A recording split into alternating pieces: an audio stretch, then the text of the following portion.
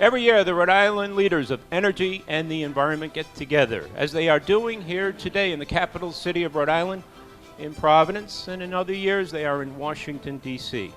This forum is led by Senator Whitehouse.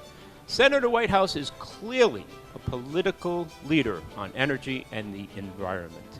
He is very well known. He brings great passion. But where do the other leaders come from? Do they come from academia? Do they come from industry? Do they come just local or regional? And how do they come together to bring passion and brains for the fight to build a clean future? Well, we're going to see a lot of that today in action. In fact, some of the speakers who are already well known, who are leaders both regionally, nationally, globally, that are here with Senator Whitehouse today include Dr. Jeremy Jackson, a marine ecologist.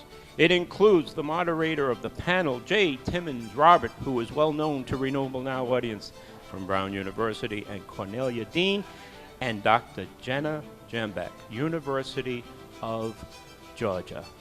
We want to see the confluence of education, industry, politics come together on this stage and do great things. When we get back, we will be joined by Ken Pulaski, our co-host, and Senator Whitehouse here at the 2016 from the Convention Center in Rhode Island Energy and Environmental Leaders Forum.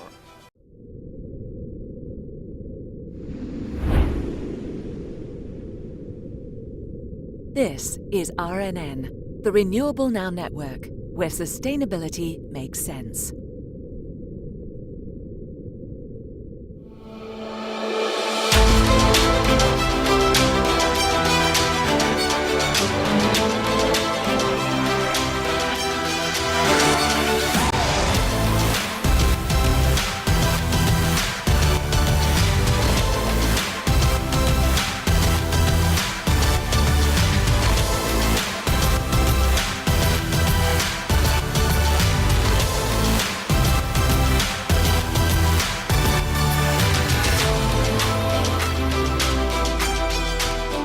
So much for staying with us on Renewable Now here at the Energy and Environmental Leaders Day in Rhode Island. I am happy to welcome, and please come on in, Ken Pulaski, our co-host for the day. Ken, thanks so much for being with us. It is not your first time at one of these forums. No, it isn't. I've been to every one of these except one, I believe. Ken, one of the things we want to talk about today is not just what it takes to be a leader, but can you be a leader without being recognized? Can every one of us be part of the solution? Your thoughts on that? I think that's part of the way it should be. You know, I think there are a lot of things going on where people are in organizations and they think that they're leading that way, but I think what it comes down to, I find it in my own practice, doing things, you know, getting things done, individual projects, initiatives, inventing, creating, that creates the real leadership from which I think policy then develops afterwards. There's a lot of grunt work, and as you said, there's a lot of impetus that comes out of that, and it's really a collective, a team effort. As you think about that and you think about past forums, maybe what are the things that stand out, and have you seen a lot of execution after the fact? There's execution. Sometimes it's not communicated. And I think the onus or the impetus is on the individuals and the organizations, people representing organizations who are here to carry the ball forward and to make something happen. It's not up to Senator Whitehouse. It's not up to the Office of Energy Resources. They basically collect and then move forward on the energy that's going on from individuals, and that creative gel, so to speak.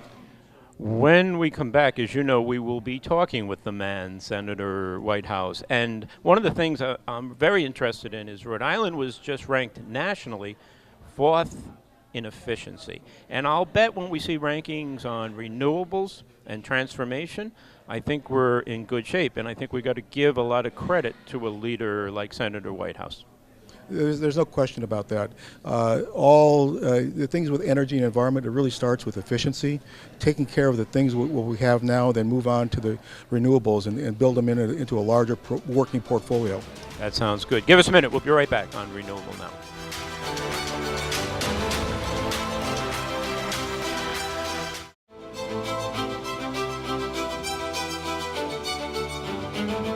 Thanks so much for staying with us. We welcome Senator Whitehouse to the stage. Hello, Senator. Good to be with you. Thanks for coming today. Our pleasure. How long have you been doing this? This is number 7 of Energy and Environment Leaders Day, either in Rhode Island or in Washington. We go back and forth.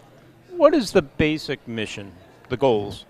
The basic mission is to bring together the clean energy and environment community in Rhode Island so that people have a forum where they can get together and hear from each other, and to bring in speakers who are expert in certain areas or are making policy in Washington so that they can get a Washington and a national perspective also. What's the focus today? Well, a big focus is oceans. As you know, we are the ocean state. And as our Coastal Resources Management Council knows, oceans are rising, and we're going to have to make some real changes to adapt along Rhode Island's famous coastline. Our fishermen are seeing dramatic changes in where and when they find fish or whether they find fish. And we're looking at entirely different storm profiles coming at us as the ocean warms offshore. So there are a whole bunch of reasons why Rhode Island needs to pay attention to oceans, and we have a really, really good oceans program here with great scientists, legends like Jeremy Jackson and Jenna Jambeck and people like that. And before we got together, I was talking about the fact that we talked to the Plastic Soup Foundation in the Netherlands, and as we look at plastic in the ocean as an example, right, that's another major topic and issue. Ken, I want you to jump in. One of the things we talked about is really the past forums, and Ken made a point, and we'll let him ask this question about really what's the follow-up? What are the things that stand out in the past, and what's the follow-up? All the sessions that Senator Whitehouse has put together, both in Washington and Rhode Island, have been very scintillating, full of synergy. One of the things I think that is key in these sessions is that all these different groups in energy and environment, they all get together and they talk about things, but they're always focused and honing in on what they're doing. And it's good to hear what's going on in other areas, because all those different areas inform each other, all of us, as to how it's really a holistic situation. And that's where the Senator is really a leader. There really isn't a forum in Rhode Island for people from different aspects of the environment and clean energy world to come together. So people find out about what's going on intermittently, but this is a chance to really get a good across-the-board look at what everybody else is doing. And people tell me over and over again that conversations that they had here have kicked off ideas and initiatives that they have made progress on. So I think it's been a good place for people to get together and find common ground and figure out what to do next. We know, Senator, that we're all motivated by different things as we come to sustainability. What is your primary motivation? What drives you every day to be clearly a global leader on this issue? I want Rhode Island 20, 30 years from now to be able to look back and say, you know, our delegation was ahead of this. They saw it coming. They worked as hard as they could to try to prepare us for it. And what I really don't want to be is the guy who people look at and say, what do you mean, you knew about this and you didn't fight with all the power and strength that you had to help and protect us? All of your heart. And as you think about the years that you've been doing this, are you satisfied with the change? Clearly, we have come a long way in many ways, but are you satisfied? No. We have. Why not? We have come a long way, but until we are clearly on a path to stay, I think, under 1.5 degrees centigrade global temperature increase, we haven't done our jobs, because things get unpredictable at around 2 degrees centigrade. And whether there are tipping points that accelerate things that we're not aware of, or whether they're just consequences that we're not aware of, this is a time when we want to be prudent. We only have this one planet, and we want to be thoughtful. And so until we get there, I'm going to keep the struggle. Last question. The Rhode Island was just named the 4th most efficient state in the United States. That's quite an achievement. I'll bet if we ranked in intellect around sustainability, if we ranked in renewables, we'd have some high rankings. What is the success of Rhode Island in standing tall in this transformation? You just mentioned certainly your own mission and political leadership. But what else?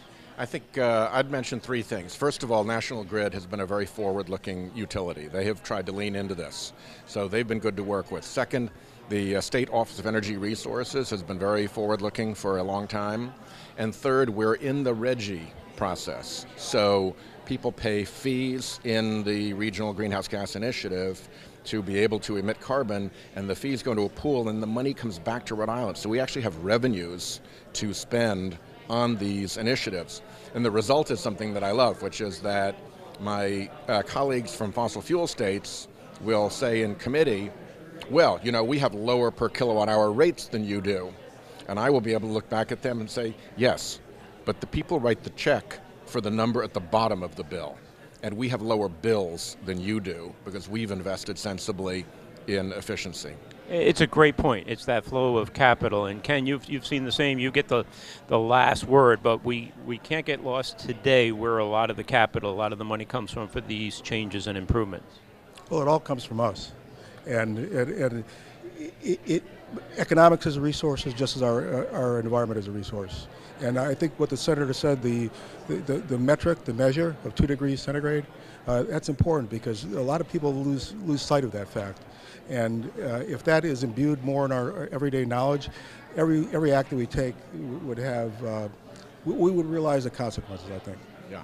Well, I so much appreciate the time, and when we get back, we will be pretty quickly going to the stage and starting off the 2016 Energy and Environmental Day here in Providence, Rhode Island.